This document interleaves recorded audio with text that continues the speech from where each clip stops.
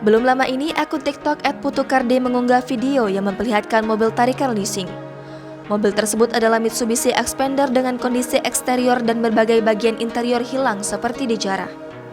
Misalnya di bagian eksterior, sekujur bodi mobil seperti ada luka beret yang disengaja, bahkan hingga ke atap. Sedangkan bagian kabin, banyak komponen yang diambil dan dirusak seperti head unit, cover pilar A, plafon, seat belt, jok, karpet, juga plastik penutup dongkrak di bagasi. Belum diketahui apa modus dari perusakan kendaraan sebelum ditarik oleh leasing. Namun yang pasti, kendaraan sudah dalam kondisi yang tidak sempurna, sehingga perlu dilakukan perbaikan cukup serius.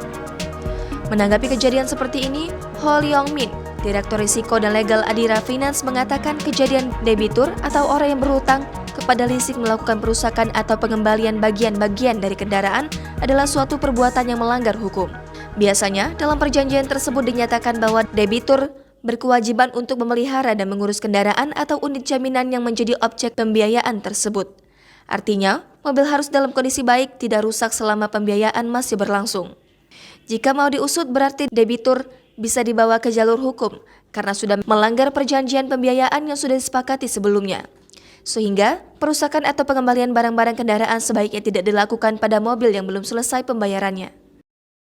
Mungkin karena sakit hati mungkin kan mobilnya ditarik leasing. Tip interior tip nggak ada. Terus ini pilar A ini tutupnya nggak ada semua. Terus jok. Terus seat belt diputus. Bodinya full sampai ke atap-atap baratnya. Jok tuh. Yang robek-robek kayak gitu. Jangan lupa subscribe, share, komen, dan like ya.